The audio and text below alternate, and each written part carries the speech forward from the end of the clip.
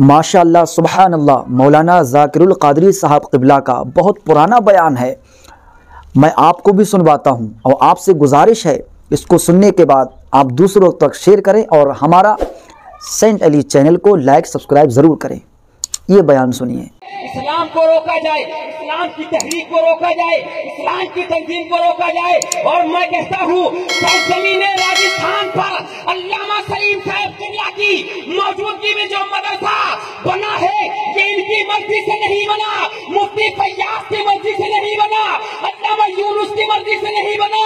यहाँ पर मदरसा अगर कायम हुआ है तो किसी राजा की मर्जी से नहीं, हम सबके ख्वाजा